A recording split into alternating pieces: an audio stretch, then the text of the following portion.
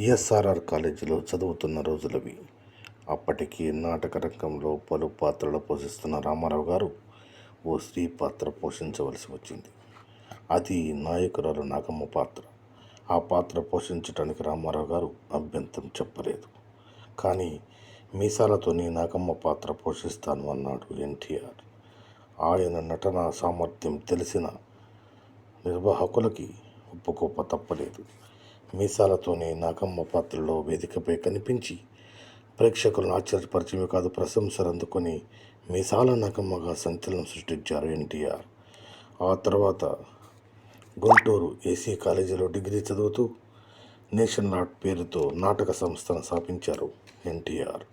ఆ బ్యానర్లో ఆనాటి నటులు ముక్కామాల, కొంగర జగ్గయ్య, నాగభూషణం లాంటి నటులు ఎన్టీఆర్తో కలిసి పలు నాటకాలు ప్రదర్శించారు.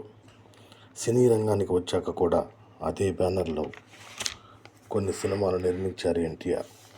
సినీ రంగంలో పరిచయాలు, ఎన్నో ప్రయత్నాల అనంతరం గుర్తింపు రావడం సహజం. కానీ ఎన్టీఆర్ గారిని వెతుక్కుంటూ వచ్చింది సినిమా అవకాశం.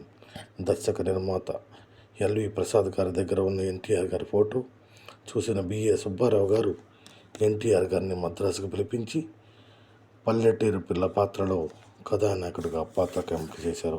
కానీ కాలానికి కూడా ఒక వ్యక్తి భవిష్యత్తు ఏంటో తెలిసేమో పల్లెటూరు పిల్ల కంటే ముందుగా మన దేశ చిత్రం విడుదలై ఎన్టీఆర్ గారికి మంచి గుర్తింపు తెచ్చిపెట్టింది. అది మొదలు ఎన్టీఆర్ గారి చలనచిత్ర పరంపర శరవేగాన్ని అందుకుంది.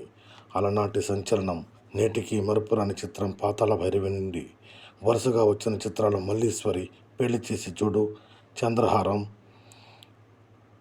ఈ 4 చిత్రాలు నిర్మించింది విజయ ప్రొడక్షన్ సంస్థ. విజయ ప్రొడక్షన్ సంస్థ ఎన్టీఆర్ గారు రాకతో కొత్త చిత్రాలు, కొత్త కథలు వెలికి వచ్చి తెలుగు చలనచిత్ర రంగం వేగం పంచుకుందన్నమాట.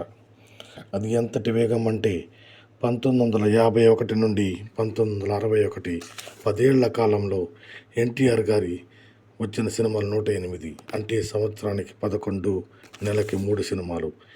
మిస్సమ్మ, కన్యాశుల్కం, మాయాబజార్, తెనాలి రామకృష్ణ అలాంటి ఎన్నో చిత్రాలు ఎన్టీఆర్ గారు 45 సంవత్సరాల సినీ ప్రయాణంలో వచ్చిన మొత్తం సినిమాలు 303. రాసి సరే, మరి వాసిలో అందగాడు ఆయనే, పల్లెటూరు పిల్ల ఆయనే, పెద్ద జమీందారు ఆయనే, విప్లవకారుడు, లాయర్, జస్టిస్, బండరాముడు, దొంగరాముడు అన్నీ ఆయనే, శ్రీనాథుడు, కవిసార్వభౌముడు ఆయనే, వీరభేమేంద్ర స్వామి, చంద్రగుప్త మౌర్య అన్నీ ఆయనే. వీటన్నిటికీ మించి రాముడు, కృష్ణుడు, కర్ణుడు, దుర్యోధనుడు, రావణుడు, శివుడు, విష్ణుమూర్తి, తిరుమలేశుడు, శ్రీనివాసులు, బృహన్నల సకలం ఆయనే. అలనాడు దేవుడు ఎలా ఉంటాడని పిల్లలు అడిగితే ఎలా ఉంటాడని ఎన్టీఆర్ పాత్రలను చూపిస్తే సరిపోయేంత ఇమిడిపోయారు మన ఎన్టీఆర్. ఆయన చిత్రాల్లో పనిచేసిన కెమెరామెన్స్ ఏ యాంగిల్లో చూసినా ఆయన ఫిజిక్ చాలా పర్ఫెక్ట్గా ఉంటుందని, బహుశా ఆ దేవుడు సృష్టికర్త తమ దేవతా రూపాల్లో మనుషులకు పరిచయం చేయమని అభ్యర్థిస్తూ ఎన్టీఆర్ గారిని లోకానికి పంపారేమో. అవును కదూ. ఇటువంటి మహానుభావుడిని, చరిత్రని మనకి పరిచయం చేసినటువంటి ఈ యొక్క సినీ రంగానికి జోహార్.